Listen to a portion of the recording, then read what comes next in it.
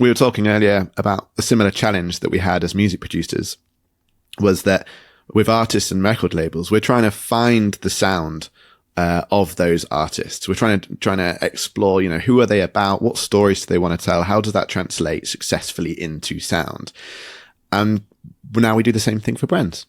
So it's quite an interesting journey in itself. Yeah. And I think it's funny because artists think about it so much more, with such a higher level of priority in terms of, I've worked with artists where they're like, oh, does this sound too different to the last song that we did? Will this sit on a body of work? And when people are choosing songs, but yet with brands, we rarely see that sense of awareness and appearance from like a holistic. Actually, I've never thought about it from this, but a great way of thinking about it for brands would be like, all right, cool. So you've got, okay, if you're a new artist, you always get recommended that you're going to start with a single and then move up to an EP, let's say.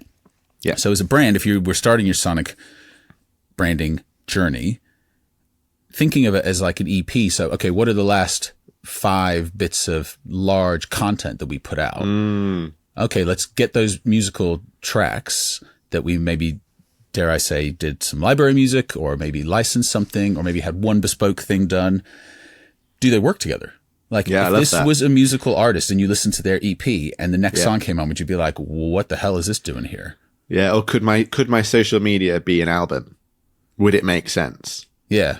Yeah, that exactly. approach I think would be interesting. Like if I look at the last 10, what's an average album nowadays? 10 to 12 tracks? 10 to 12, I'd say still, yeah. So if I took the last 10 posts on my socials, would it work as an album? Or would there be a song in there where you're like, whoa, hold on a second. That doesn't sound like us.